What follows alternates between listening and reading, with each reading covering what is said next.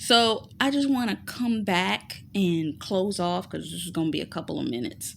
But um, I've heard so many people say that, how do I put this? They wanted a relationship with somebody that was caring enough. And there's a stigma that the world gives you. And I heard this from a church woman too. They say that, oh, you just have to have sex with them whenever they want to have sex. A man that loves his wife and cares for his wife is going to take the time to lay with her, listen to her talk. If she needs to de-stress, he's going to help her get there. Whether it be a bubble bath that he runs for her, whether it be that he help her clip her toenails, whatever, the little intimate things. Massage after the bath. All those little things that a man will do in order to help her feel good. You want that man. That's the man you want. Why do you think these music videos, you see these men, especially in their love songs, they be doing all of that? But see, what happens is people get into marriage and they stop doing those things. They do them for the first couple of years. Then kids come into the picture and all of this. I think I remember I saw a video. Eric Benet did a video, had him about 6 years ago. And it was a comical little video because it was talking about being married to a woman and you now got kids. And the woman is like exhausted and tired, and you got the kids coming and throwing stuff and all this kinds of stuff, and it's the respect that the man has for the woman that he's like, I'm going to separate you from the kids and we gonna have our moment. But it's like the little comical things of every time the parents, it seems like children know, but the parents are trying to get more intimate, and we remind them. It's almost like the children remind them, hey, you do that, you're going to get another one of us. Start throwing things at you and all kinds. It's like, what is wrong? You start screaming right when.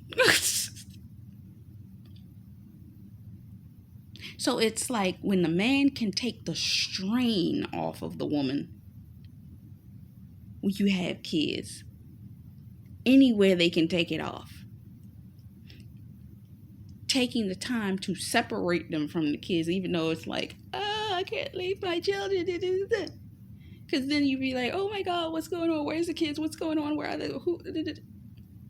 I have to pray over that side of myself because my mother was like that and I couldn't do nothing. I mean, literally, I didn't get to do anything until I was an adult. But, because she would not leave me alone. Later on, I found out about certain traumas that had happened when I was a child. That was the reason why. But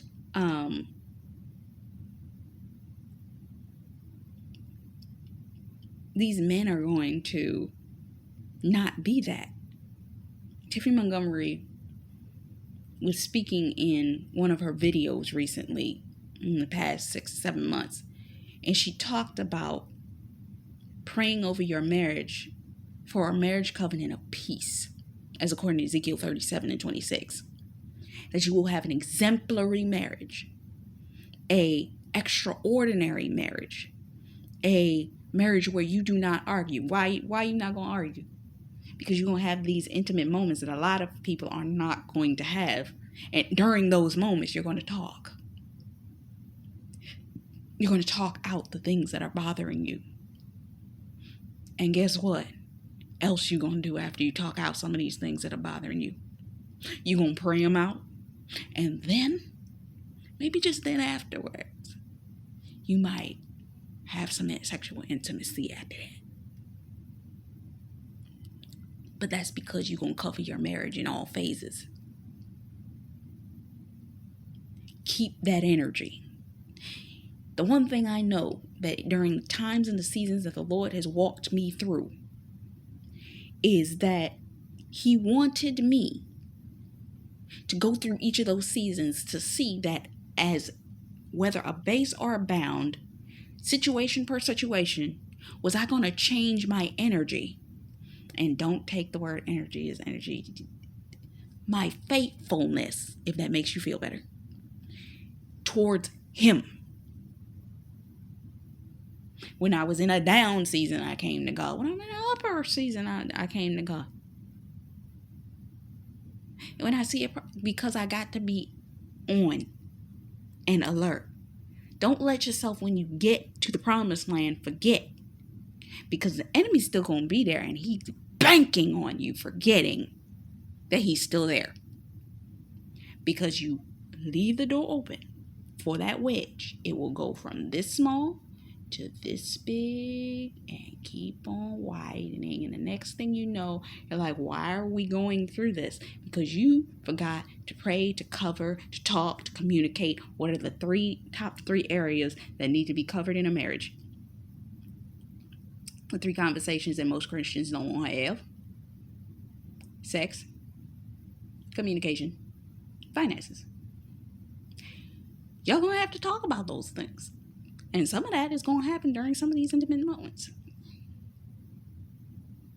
But because you're mature Christians, you're going to be able to walk through these things. And that's going to be the thing that saves your marriage from divorce and confusion, because you're dealing with those things as they come up. You're going to relax. You're going to help them relax. You're going to sit down and you're going to talk about these things. Good, bad, ugly, indifferent. Your man going through something. Hey, babe, look. Instead of you doing for me tonight, how about I do for you?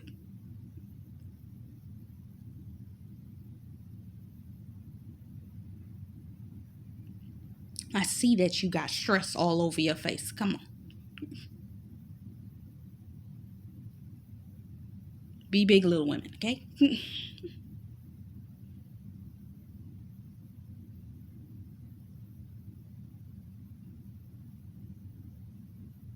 Be intimate with that man in a way that he needs to be intimate. Now, if he chooses at the end of that intimacy that he wants to go further than that, it's the choice. But be prepared for either way. Because it may be a scenario he just needs you to hold him.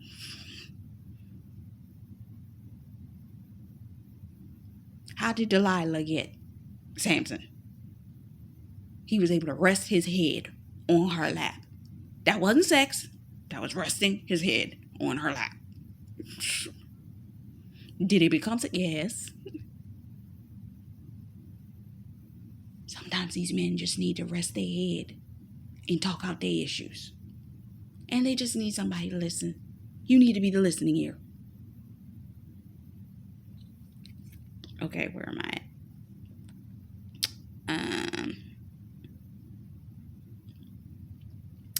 So, continuing where the song left off.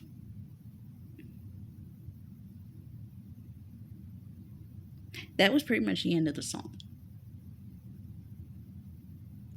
So, they just want that intimacy of holding, kissing, and so on and so forth. And some people think, most of them don't want that, blah, blah, blah, blah, blah. You'll be surprised the ones that want that. You will be surprised the ones that want that.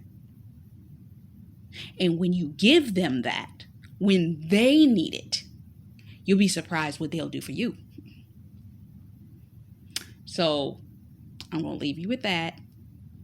And I'm going to come back because we're doing the pages of the diary. Coming right back.